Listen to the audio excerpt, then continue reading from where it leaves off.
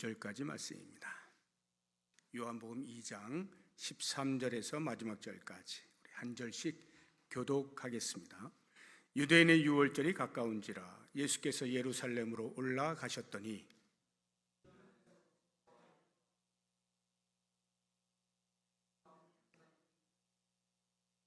노끈으로 채찍을 만드사 양이나 소를 다 성전에서 내쫓으시고 돈 바꾸는 사람들의 돈을 쏟으시며 상을 엎으시고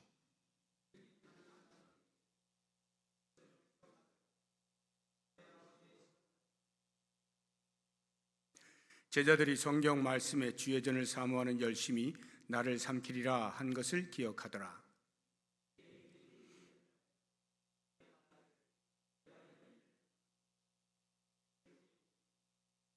예수께서 대답하여 이르시되 너희가 이 성전을 헐라 내가 사흘 동안에 일으키리라.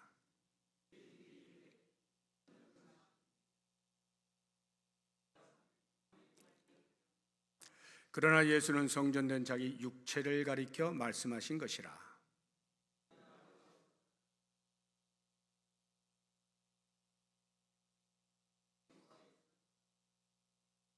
유월절에 예수께서 예루살렘에 계시니 많은 사람이 그의 행하시는 표적을 보고 그의 이름을 믿었으나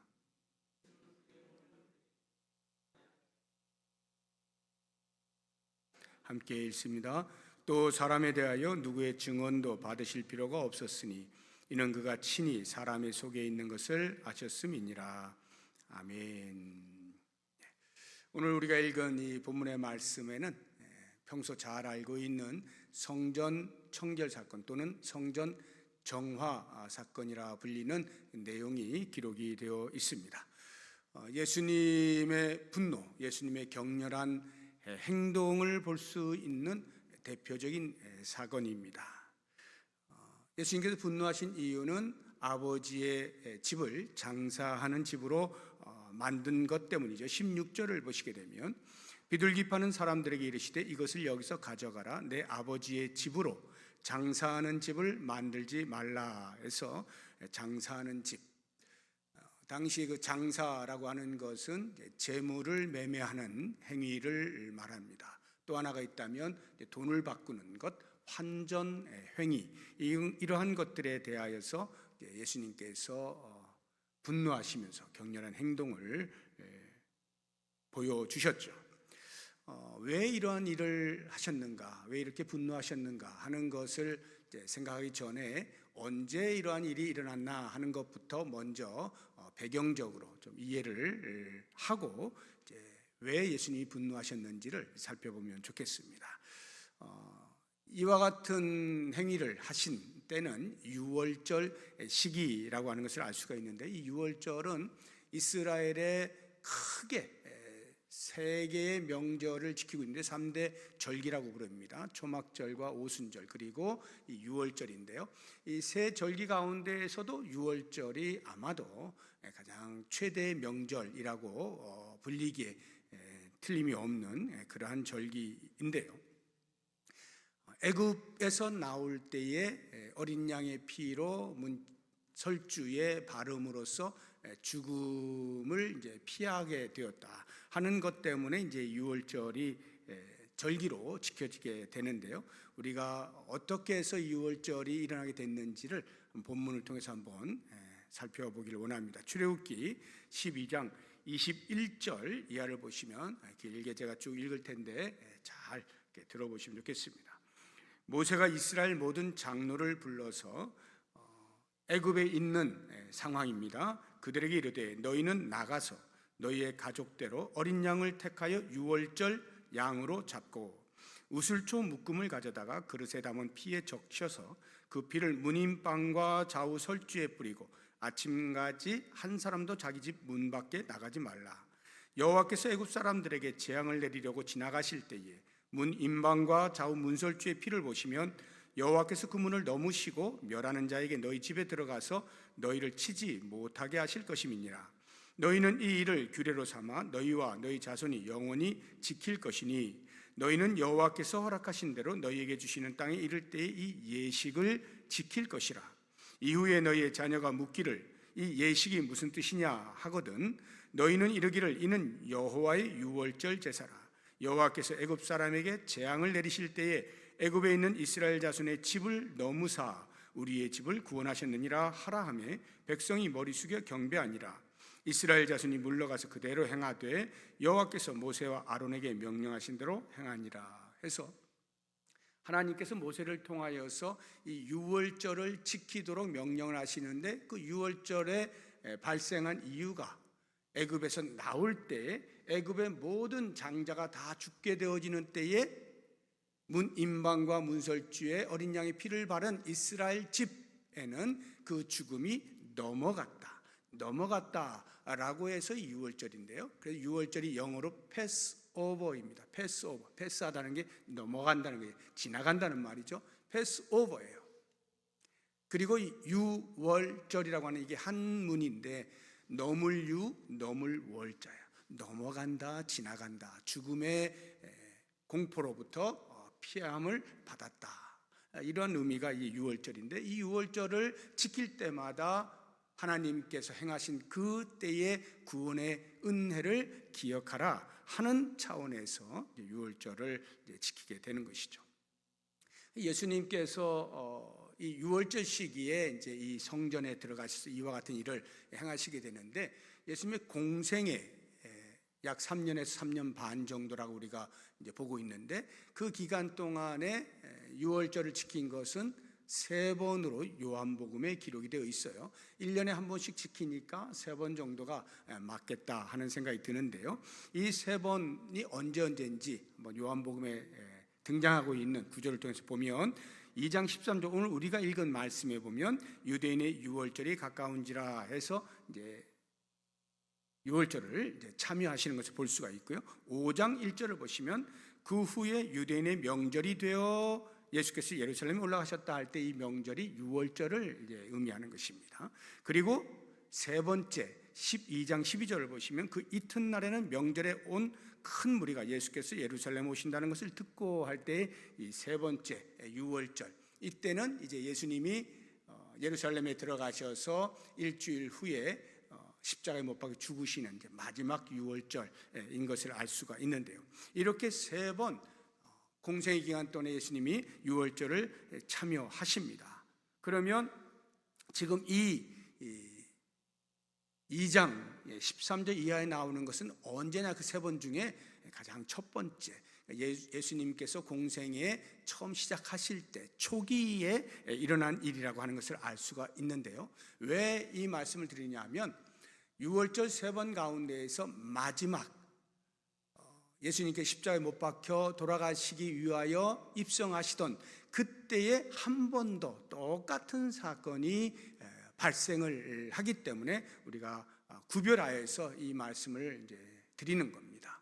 근데 요한복음에는 그 12장 12절에 그 유월절 지키기 위해서 예루살렘 올라가신다 하는 말은 나오지만 그래서 거기에서 성전 정화를 위한 일을 행하신 것에 대해서는 기록되어 있지 않습니다.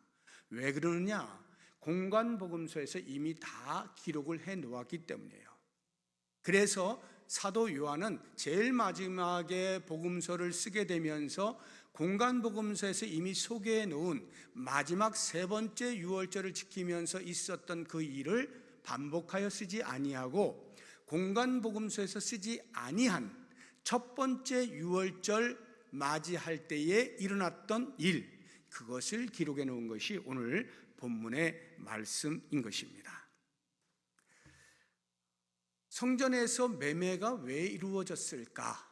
재물을 파는 행위가 왜 일어났을까 생각해 보면 원래 성전에서 이제 제사를 드릴 때에 재물이 반드시 필요한데 그 재물에 자격이 있어요. 아무 것이나 그냥 갖다가 바치면 되는 게 아니라 양이나 염소나 소나 또는 비둘기나 이렇게 드릴 때에 흠이 없는 깨끗한 정결한 제물을 드려야 합니다.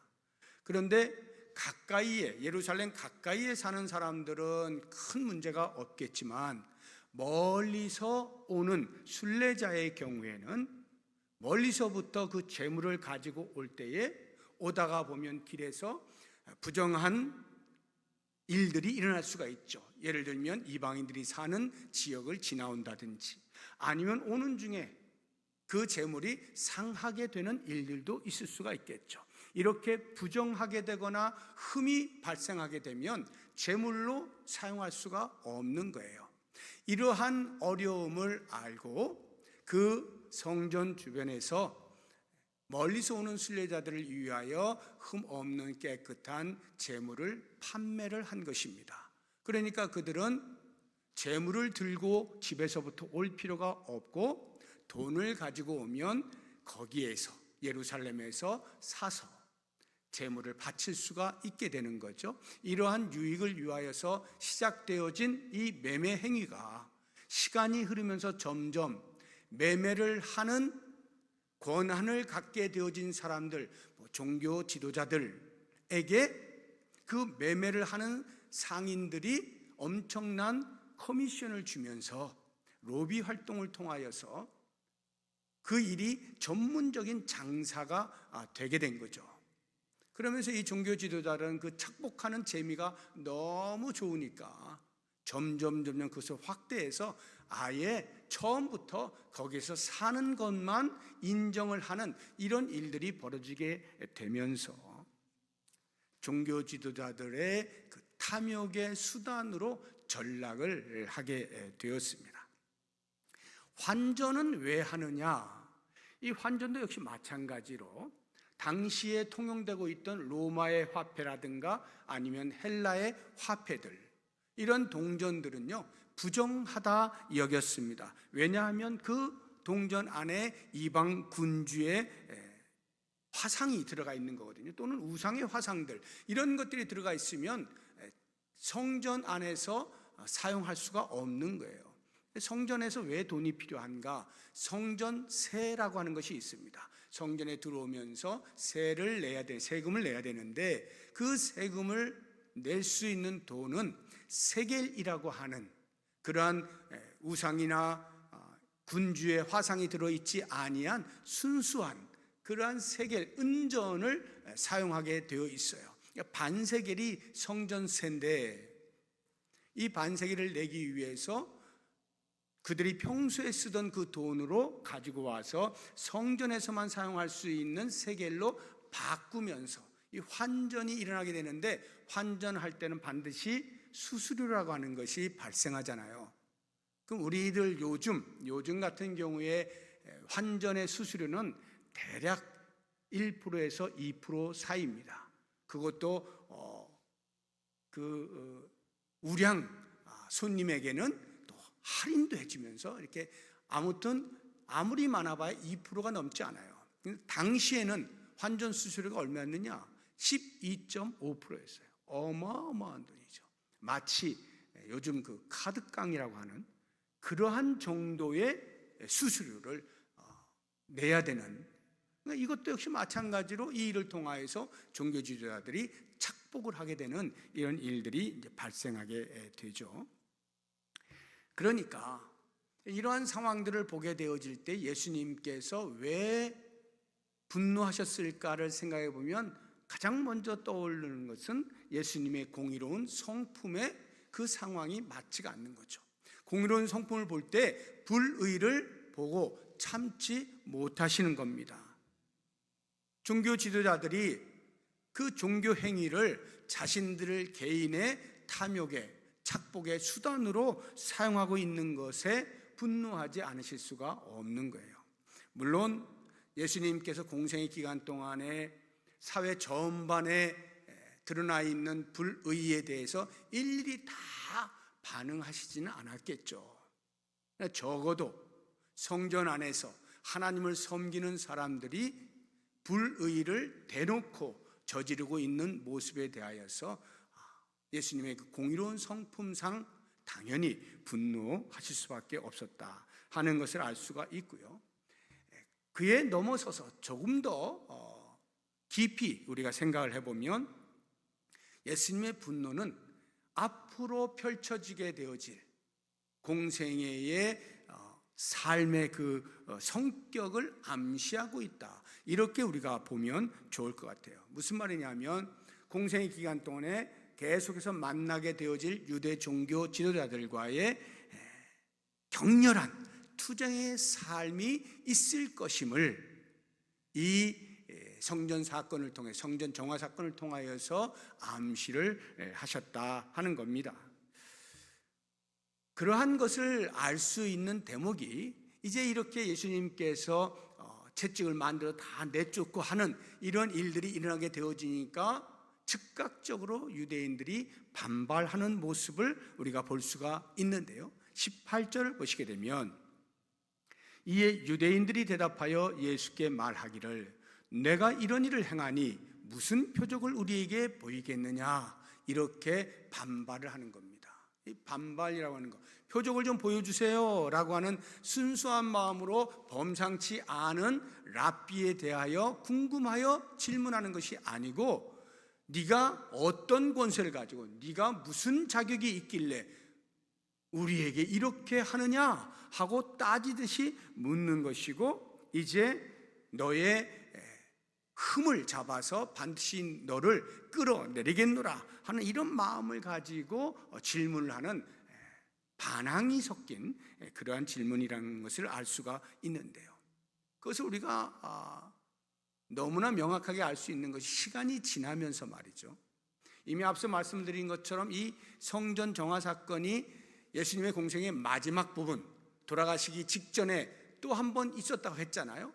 지금의 이 초기 때와 그때를 비교하여 보면요, 지금의 상태는 16절을 다시 한번 보시게 되면 내 아버지의 집으로 장사하는 집을 만들지 말라, 이렇게 표현을 하신 것에 비하여서 3년여가 흐른 마지막 6월절 때 이 동일한 사건이 일어나게 되면서 예수님의 표현은 사뭇 달라집니다. 예를 들면 마태복음 21장 13절에 보면 내 집은 기도하는 집이라 일컬음을 받으리라 하였거늘 너희는 강도의 소굴을 만드는도다. 강도의 소굴로 훨씬 더 강한 어조로 표현을 하고 있는 모습을 볼 수가 있습니다. 그 이야기는 종교 지도자들이 점점 더 악을 향하여 치달았다 하는 것을 알 수가 있는 것입니다. 그러니까 예수님의 공생애가 유대 종교 지도자를 통하여서 얼마만큼 거센 반발을 받게 되어질 것인가 하는 것을 쉽게 우리가 눈치를 챌 수가 있는 것이죠. 그도 그럴 것이 제자들조차, 예수님의 제자들조차도 그런 일이 일어날 것에 대한 느낌을 받게 되는 것을 볼 수가 있는데요. 제자들의 인식이 17절에 이렇게 나옵니다.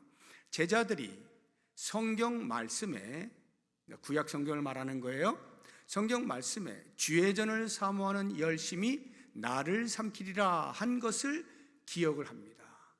예수님께서 장사하는 사람들을 다 몰아내시니까 그 행동을 보면서 제자들이 구약 성경 말씀이 떠오른 거예요. 그 말씀이 주의 전을 사모하는 열심이 나를 삼키리라 하는 말씀인데, 이 말씀이 시편 69편에 나옵니다. 9절 말씀을 보게 되면 주의 집을 위하는 열성이 나를 삼키고 주를 비방하는 비방이 내게 미쳤나요? 다윗의 고백이거든요. 이 고백은 메시아적 예언의 말씀이에요. 그런데 제자들이 예수님을 메시아로 인식을 했는지 안 했는지는 정확히 모르지만 아마 희미하게 인식을 했을 거예요. 희미하게. 예수님이 이와 같은 행동을 통하여서 야, 이거 큰일 났다, 앞으로 보통 일이 안 일어나겠구나, 대단히 어려운 일들이 계속 몰아치겠구나 하는 것을 짐작하면서 이 말씀을 떠올렸다는 말이에요. 그렇다고 하면 이 말씀의 의미가 뭔가? 주의 전을 사모하는 열심이 나를 삼키리라. 이 말씀에 대해서 많은 분들이 이제 잘못 이해를 하시는 분들이 계셔요. 주의 전에 열심히 일하는 그 일하는 것 때문에 자기 스스로가 넘어지게 된다 하는 쪽으로 이해를 하시는 분이 많이 계시는데, 이 실제 의미는 이런 거예요. 주의 전을 위하여 열심히 애를 쓰지만 반대하는 자들이 너무도 많아서 고난을 당하게 될 것이다 하는 이러한 의미거든요.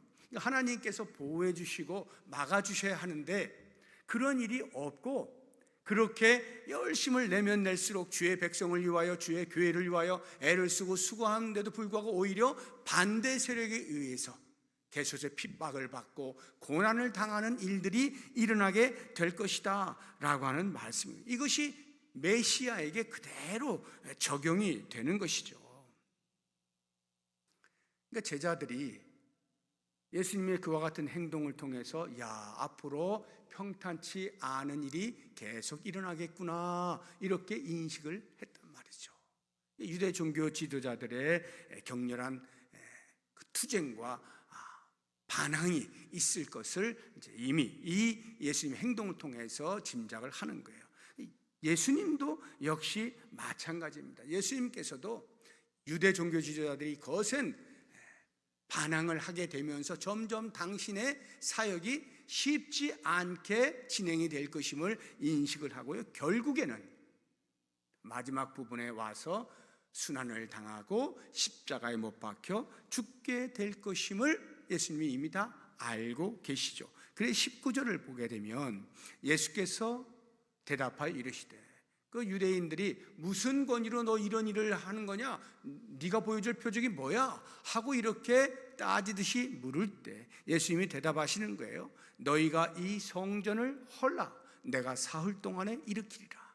이 성전을 헐어라. 이 성전은 지금 헤롯을 중심으로 해서 헤롯이 지은 어마어마한 그 성전인데 그 성전을 헐라라고 말씀해요.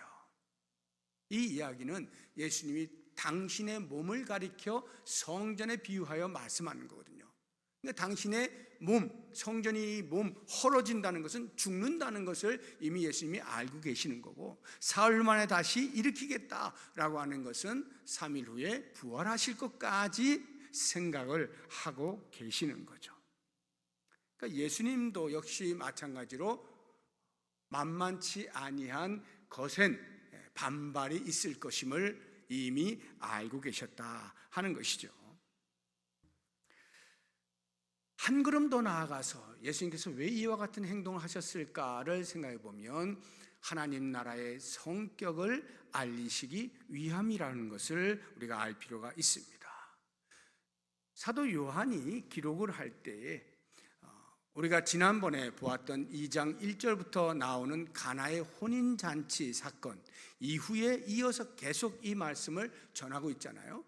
기록을 할 때 이것이 몇 시간 상간으로 계속 일어난 일을 기록한 것이 아니고요, 일정 기간이 흘렀음에도 불구하고 이렇게 이어서 기록을 하고 있는 것은 하나님 나라의 성격을 드러내기 위한 목적을 가진 거예요.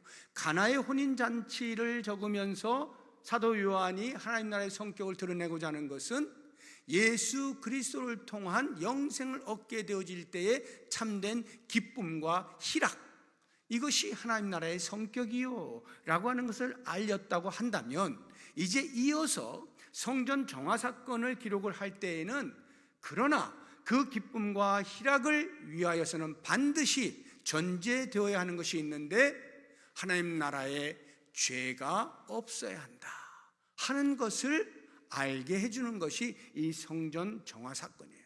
죄가 그대로 있을 때 거기에는 참된 기쁨이 있을 수가 없다. 그래서 예수님께서 그들을 몰아내시는 것을 이렇게 보여주고 있는 것입니다. 그러니까 죄가 발을 딛고 설 수 없는 곳이 하나님의 나라임을 보여주고 있는 것입니다. 그래서 우리가 오늘 이 사건을 통해서 제가 오늘 말씀의 제목을 아버지의 집 이렇게 정했는데, 이 아버지의 집, 하나님 아버지께서 임재하여 계시고 하나님 아버지께서 다스리시는 그 하나님 나라의 표본으로서 그림자로서의 성전, 이 땅에 있는 성전, 교회 과연 어떠해야 될 것이냐 하는 것을 우리가 몇 가지 좀 적용 차원에서 묵상을 해보면 가장 먼저 생각해야 될 것은 거룩해야 된다 하는 것입니다. 거룩해야 된다. 왜요? 하나님께서 거룩하시잖아요. 거룩하신 하나님이 임재하여 계시는 그곳, 당연히 거룩해야 되죠. 그래서 하나님께서 말씀하시는 거예요. 내가 거룩한 것처럼 너희도 거룩하라 말씀하시는 거죠. 죄를 멀리하고 정결한 삶을 추구해야 하는 것이 이 땅의 교회예요. 하나님은요, 죄의 자리에 결코 함께 계실 수가 없습니다. 그렇기 때문에 우리의 정결이라고 하는 것, 우리의 경건이라고 하는 것은 모양으로가 아니라 실제 우리의 삶의 내용과 질로서 증명해낼 수 있어야 돼요. 그래서 야고보서 1장 27절에 보게 되어지면 정말로 하나님께서 기뻐하실 만한 경건이라고 하는 것은 과부와 고아를 돌보는 것이고 세속으로부터 나 자신을 지켜내는 것이다, 이렇게 말씀을 하고 있잖아요. 그러니까 모양만 갖추어서 되는 것이 아니라 실제적인 행위 속에서 하나님의 거룩을 담고 하나님의 거룩을 드러낼 수 있어야 한다 하는 것입니다. 우리의 삶은 과연 거룩을 얼마나 추구하고 있는가 한번 돌아보면 좋겠어요. 예수님께서 성전에 들어가셨을 때에 눈에 불이 켜지지 않을 참으로 귀하다 여길 만한 그러한 삶을 내가 이 교회 공동체 안에서 살아내고 있는가? 아니면 손에 무엇인가를 드시고 다 쫓아내실 만큼 그러한 쫓겨남을 당할 그러한 모습은 아닌가? 스스로를 돌아보면서 죄를 멀리하고 죄와 단절하며 거룩을 추구하고 경건의 실제적인 삶의 내용과 질을 가지고 살아낼 수 있어야 할 것입니다. 두 번째로 우리가 함께 묵상을 해볼 것은 참된 성전이 무엇이냐 하는 거예요. 참된 성전, 참된 교회, 이것은 결코 눈에 보이는 건물이 아닌 것입니다. 근데 당시의 유대인들, 유대 종교 지도자들이 자랑했던 것은요, 어마어마한 헤롯 성전이었어요. 이 헤롯 성전은 솔로몬의 성전보다도 더 엄청났습니다. 크기에 있어서. 그러니까 헤롯이 성전을 짓는데 몇 년에 걸쳐서 지은 것이 아닙니다. BC 19년부터 지어서 그 당시에도 계속 짓고 있는 상태예요. 그러니 예수님의 공생애가 시작되어지는 즈음이라고 하면 한 AD 26년, 27년 이 정도로 볼 텐데 BC 19년부터 27년 정도라고 하면은 46년 이상을 이미 짓고 있는 상태고, 역사적으로 보면 이것이 완공되어진 때가 그로부터 대략 한 20년이 더 지나는 거예요. 그러니까 얼마나 거대한 성전을 짓고 있는지를 알 수가 있겠죠. 유대 종교 지도자들이 굉장히 마음이 뿌듯할 거 아니에요. 눈에 보이는 어마어마한 성전을 놓고요. 그런데 그들이 실제로 그 성전 안에서 행하는 것들은 뭡니까? 예수님께서 쫓아내실 만한 더러운 행위들을 하고 있었잖아요.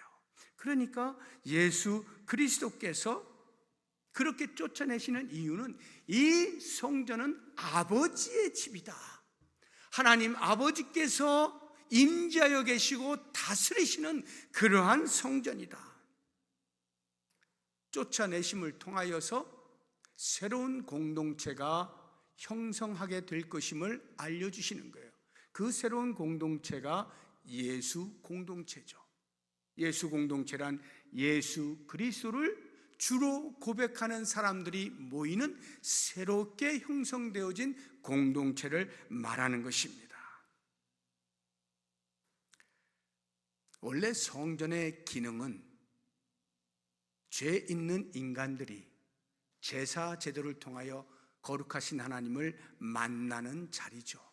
하나님을 만나기 위하여 나오는 자리가 성전이에요. 그런데 그 성전 안에서 하나님의 의를 이루어내지 못함으로써 예수님은 그들을 몰아내시는 거예요. 인간의 힘으로 할 수 없음을 보여주시는 거예요. 그리고는 예수를 그리스도라 고백하는 사람들이 모여서 새로운 신앙 공동체를 형성하게 되어지는데, 바로 그리스도를 통하여서 하나님 아버지께로 나아가게 되는, 하나님 아버지를 만나게 되는 공동체를 보여주시는 것입니다. 예수 그리스도 당신의 몸이 성전이 되는 거예요. 그래서 그리스도를 영접하는 자는 누구든지 그리스도의 의를 힘입어서 하나님 아버지의 거룩 앞으로 나아갈 수가 있게 되는 것이죠. 이것이 바로 참된 성전, 예수 그리스도의 몸, 그리스도의 십자가에서의 죽으심을 받아들이고 부활을 통하여 우리에게 참 소망을 주신 구원의 은혜를 노래하면서 함께 모여있는 공동체, 새로운 공동체가 형성된 이것이 참된 성전이다 하는 것을 우리가 알아야 되는 거죠. 그래서 우리가 주의 교회를 드나들 때마다 잊지 아니하고 확인해야 되는 것은 나의 믿음은 어디에 근거하는가 하는 거예요. 나는 예수를 그리스도라 끊임없이 고백하고 있는지 이 믿음의 뿌리를 계속 깊이 내려서 어떠한 경우에도 흔들리지 아니하게 하는가 하는 부분을 우리 스스로가 돌아볼 수 있어야 합니다. 마지막 세 번째로 우리가 좀 묵상을 해보려고 하는 것은 하나님 나라의 삶에 대해서 묵상을 하면 좋겠어요. 이 신앙 공동체, 그리스도를 구세주로 고백하며 모여있는 신앙 공동체에는 참된 교제가 발생하게 되는데, 왜냐? 오직 예수 그리스도를 통하여서 하나됨을 경험하기 때문에 그렇습니다. 다른 어떠한 자격과 조건이 있지 아니하고 그리스도를 믿는 믿음으로 하나 되어지는 신앙 공동체에는요, 그 안에 어떠한 차별도 있을 수가 없고 개인의 탐욕이 들어갈 수도 없고, 그래서 다툼이나 미움이나 분쟁을 극복할 수 있는 공동체가 되어야 되는 거예요. 진정한 화목과 평안과 그리스도로 말미암는 참된 위로와 기쁨과 서로를 세워주는 일들이 일어나는, 여기에 하나님 나라의 삶이 나타나게 되는 거죠. 그러니까 우리 모두는 이 신앙 공동체 안에서 그와 같은 삶을 선험할 수 있어야 되는 거예요.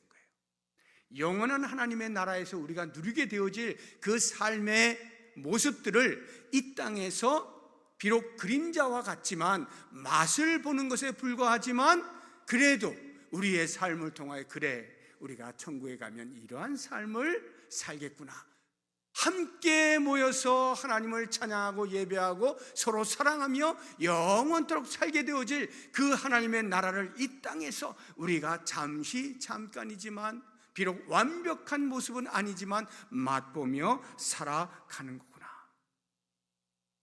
이 일을 경험하려면 어떻게 됩니까? 내 욕심을 내려놔야 되죠. 내 탐욕을 내려놔야 되죠. 나의 자존심을 내려놔야 되죠. 육체의 소욕을 따라 살고자 하는 욕심들을 다 내려놓아야 되죠. 그러할 때만이 참된 하나님 나라의 삶을 우리가 구현해 낼 수 있는 것입니다. 그러므로 사랑하는 성도 여러분, 오늘 예수님께서 성전 정화를 위하여서 의로운 분노를 일으키시고 격렬한 행동을 하셨던 이유가 무엇인지 다시 한번 깊이 묵상하면서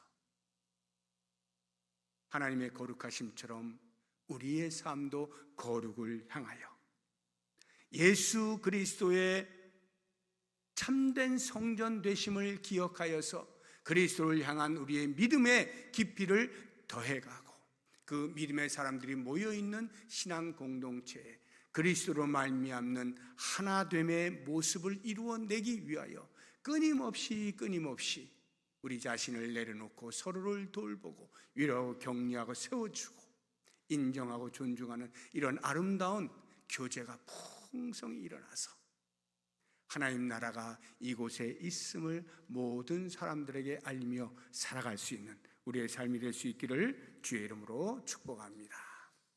이 시간에 우리 같이 몇 가지 기도 제목을 드릴 텐데 함께 기도하는 시간을 가지면 좋겠습니다. 먼저 하나님 아버지의 거룩하심을 따라서 나도 거룩의 삶을 살게 하옵소서, 이와 같은 기도를 올리면 좋겠습니다.